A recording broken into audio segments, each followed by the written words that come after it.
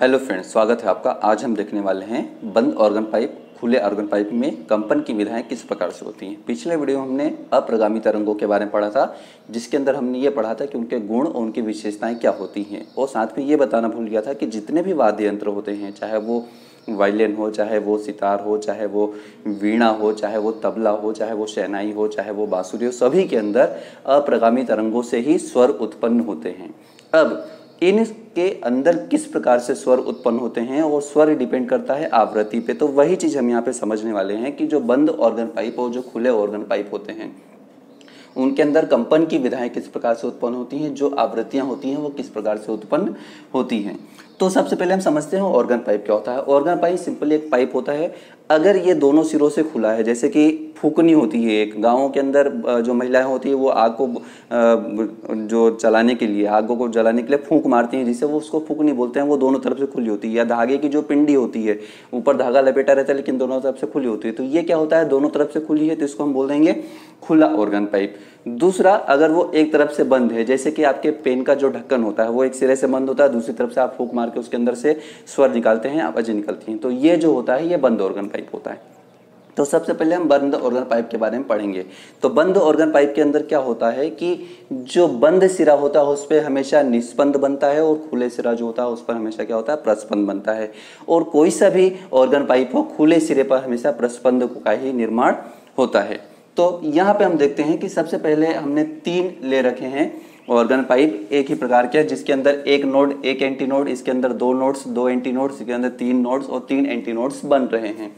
अब इनके अंदर कंपन की विधाएं किस प्रकार से होंगी, इनकी आवृत्तियां किस प्रकार से होंगी, और कुल जो नली की लंबाई होगी वो कितनी होगी, ये सब हम समझने वाले हैं। तो सबसे पहले हम यहाँ पे शुरू करते हैं। हमने एक फॉर्मूला पढ़ा है V = n लैम्डा, ये हम जानते हैं। अब V = m लैम्डा, तरंग वेग = आवृत्ति गुणित तरंग है, ये बेसिक फॉर्मूला है, आपने पहले भी पढ़ रखा है। और हम जानते हैं जो अप्रगामी तरंगें होती हैं वो इस प्रकार से बनती हैं। अब ये चीज हो गया, ये नोड्स हो गया और ये एंटी नोड हो गया। पहले वाले के हम देखते हैं, ये जो पूरा अगर होता है, यहाँ पे अगर देखते हैं तो ये पूरा लैम्डा डिस्टेंस की है, लेकिन आधे की बात करेंगे तो क्या हो जाएगी, λ/2, और आधे के भी आधे की बात करेंगे, क्योंकि हमने पढ़ा है पिछले वीडियो में कि एक नोड और एक एंटी नोड के बीच में जो डिस्टेंस होती है वो λ/4 की होती है। अब मान लीजिए कि यहाँ पर एक नोड्स और एक एंटी नोड्स बन रहा है, और ये पूरा L लेंथ की क्या है, ऑर्गन पाइप है। तो यहाँ पे जो लैम्डा होगा, पहले के अंदर जो लैम्डा होगा वो किसके बराबर होगा, अगर यहाँ से मैं बात करूँ λ तो ये हो जाएगा 4L के बराबर।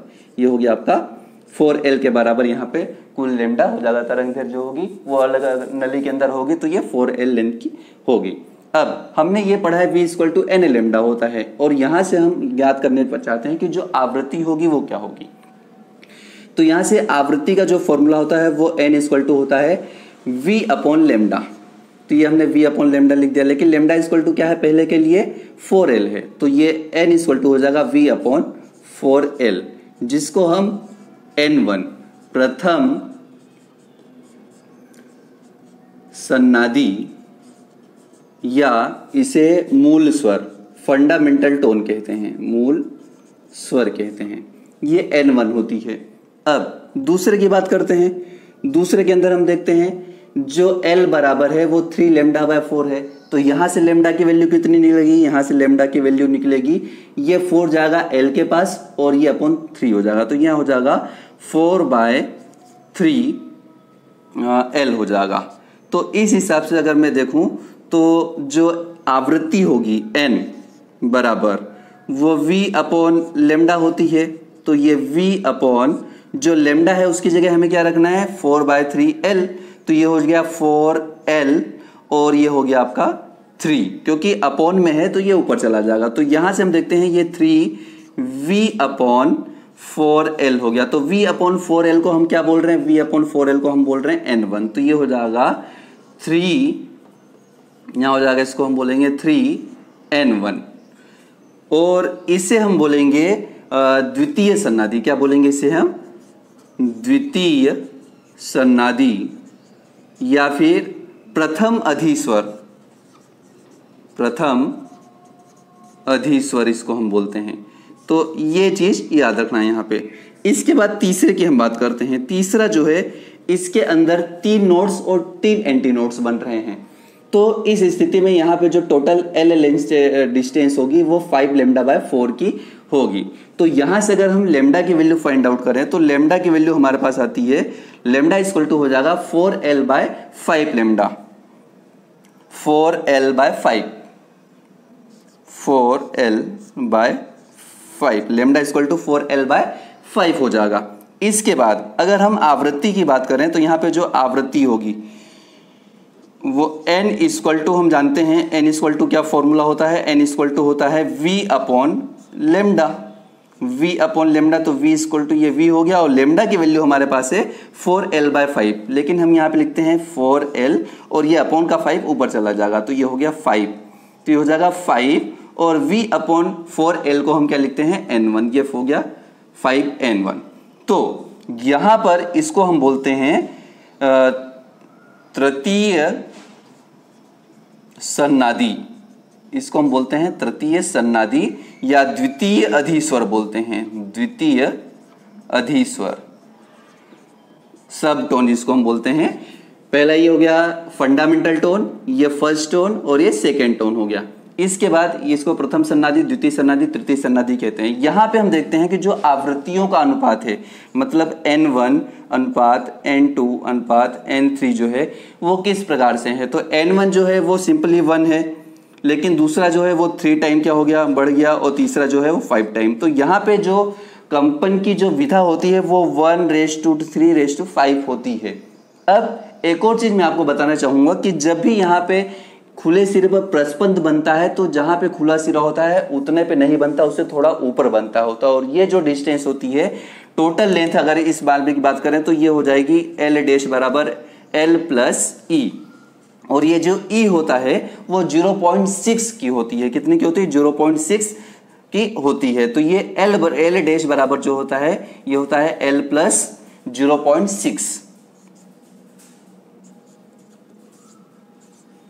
रेडियस, मतलब इसकी जो रेडियस होती है उसके 0.6 r ऊपर बनता है। तो ये total length l plus 0.6 r होती है। अब हम आगे बढ़ते हैं, जो खुला ऑर्गन पाइप होता है उसके अंदर किस प्रकार से कंपन की विधाएं उत्पन्न होती हैं। तो यहाँ पे हम देखते हैं वही चीज देखेंगे कि इसकी लेमडा कितनी है। तो सबसे पहले यहाँ पे हम देखते हैं l equal to lambda by 2 है। इसके अंदर एक खास बात ये होती है कि इसके अंदर जितने भी नोड्स होते हैं और जितने भी एंटी नोड्स होते हैं, तो इसके अंदर नोड्स की संख्या हमेशा एंटी नोड्स से कम होती है, एक कम होती है। मतलब अगर इसके अंदर 2 नोड्स हैं, 2 एंटी नोड्स हैं तो एक ही नोड्स होगा। इसके अंदर 2 प्रस्पंद है तो एक निस्पंद होगा और हमेशा एक कम निस्पंद ही बनता है। तो इसके अंदर पहले की बात करते हैं। पहला जो होता है इसके अंदर जो लेमडा है वो 2l के बराबर है।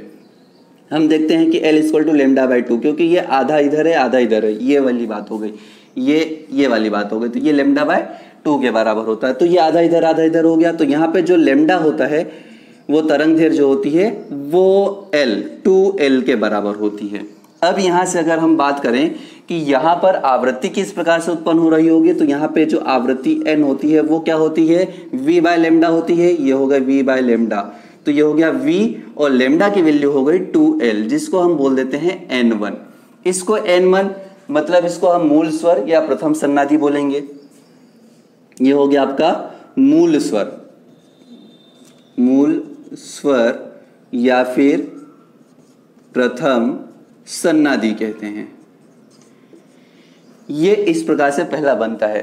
अब दूसरे वाले की बात करें, दूसरे वाला थोड़ा सा अलग है। इसके अंदर क्या होता है, इसके अंदर 3 एंटी नोड्स और 2 नोड्स बनते हैं। तो इसके अंदर जो टोटल लेंथ होती है, जो L की वैल्यू होती है वो होती है 4 लेमडा बाय 4, इसको हम लिख सकते हैं। लेकिन ये वास्तव में क्या हो जाती है 2 लेमडा बाय 2 हम इसको लिख सकते हैं। इस प्रकार से कंपन होता है। यहां से अगर मैं लेमडा की वैल्यू निकालूं तो मेरे पास क्या आएगा, यहाँ पे लेमडा की वैल्यू मेरे पास आएगी, लेमडा इक्वल टू हो जाएगा 2l बाय 2। अब हम जानते हैं इसके लिए आवृत्ति formula v equal to n equal to v by lambda. ये v की वैल्यू और लेमडा की वैल्यू आपके पास हो गई 2l बाय 2, मतलब यहाँ पे 2 और ये 2l हम लिख सकते हैं। लेकिन हम जानते हैं कि v अपॉन 2l को हमने क्या लिखा है, n1 लिखा है। तो ये चीज हो जाएगी यहाँ पे 2n1। इसको हम बोलते हैं प्रथम अधिस्वर और द्वितीय सन्नादी।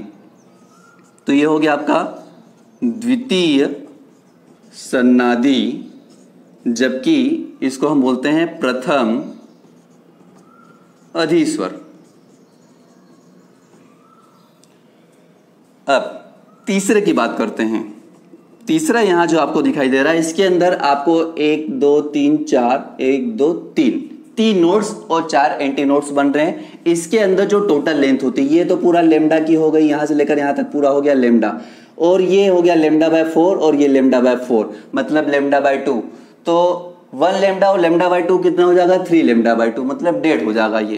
तो इस प्रकार से यहां पे जो लेमडा की वैल्यू होती है वो हो जाती है, चूंकि पूरे की लंबाई l है तो ये L2 जो है l के पास जाएगा, तो ये हो जाएगा 2l/3। Lambda equal to 2l/3 होता है। यहां से अगर हम बात करें जो आवृत्ति होती है वो कितनी होती है, तो यहाँ पे n इक्वल टू होता है v अपॉन लेमडा होता है, तो ये चीज हो जाएगा यहाँ पे v अपॉन जो वैल्यू है 2l/3 है, तो अपॉन का 3 ऊपर चला जाएगा, तो ये हो जाएगा 3 और अपॉन 2l। लेकिन v अपॉन 2l को हम क्या बोलते हैं? n1 बोलते हैं, तो ये हो जाएगा 3n1।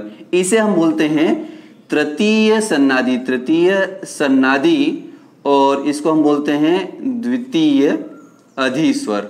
ये चीज आप याद रखना, तृतीय सन्नादी और द्वितीय अधिस्वर होते हैं। इनके अंदर जो कंपन की विधाएं होती है, अब देखिए इनके अंदर कंपन की विधाओं में क्या डिफरेंस है। यहाँ पे कंपन की विधा मतलब जो आवृत्तियों का अनुपात है, n2 n3 इक्वल टू, पहले का है यहाँ पे 1n1 मतलब ये 1 है, यहाँ पे 2n1 मतलब ये 2 है, और यहाँ पे क्या है? 3 है, 3n1 मतलब 3 है। इनके अंदर कंपन की विधाएं 1:2:3 के रेशो में होती हैं, और इसके अंदर जो नली की पूरी लंबाई होती है, चूंकि हम जानते हैं जो नली की पूरी लंबाई होती है L+E होती है, तो L+E मतलब E जो होता है वो 2 सिरों पर बनता है। यहाँ पे 2 प्रस्पंद होते हैं, और खुले सिरों पर हमेशा जो प्रस्पंद होता है 0.6 क्या होता है? ज्यादा बनता है। तो 2 सिरे हैं तो E+E हो जाएगा, मतलब यहाँ पे L plus 0.6R plus 0.6R, मतलब ये L प्लस 1.2R डिस्टेंस जो होती है पूरी अनुनाद नली की लंबाई होती है। जो रेजोनेंस जो यहाँ पे हम इसको बोलते हैं, जो यहाँ पे हम ले रखे हैं जो ऑर्गन पाइप, उसकी जो टोटल लेंथ होती है जब इसके अंदर वाद्य होता है, जब इसके अंदर आवाज होती है, तो कितनी होती है? L प्लस 1.2R होती है, जिसको हम बोलते हैं शिरा संशोधन। तो यहाँ पे शिरा संशोधन 0.6R होता है और यहाँ पे 1.2R होता है। क्यों होता है? क्योंकि यहाँ पे सिर्फ एक ही खुला सिरा होता है जो 0.6 ऊपर क्या बनता है? प्रस्पंद को बनाता है, जबकि यहाँ पे 2 सिरे होते हैं जो 0.6 ऊंचाई पर या नीचाई पर क्या होते हैं? प्रस्पंदों का निर्माण करते हैं। तो जो टोटल लेंथ होती है बीन्स की, जो आवाज होती है वो क्या होती है? बीट की, वो इतनी होती है। तो ये यहाँ पे इसको हम बीट बोलते हैं, प्रथम द्वितीय तृतीय बीट, और यहाँ पे मूल स्वर जिसको हम फंडामेंटल टोन, इसको प्रथम अधिस्वर और इसको द्वितीय अधिस्वर कहते हैं। ये जो वीडियो है ये आपको समझ में आया होगा, मुझे उम्मीद है। तो इस वीडियो को जितना भी हो सके लाइक कीजिए, शेयर कीजिए, सब्सक्राइब कीजिए, और अपने बेस को मजबूत बना के आगे बढ़ते रहिए। तब तक के लिए जय हिंद।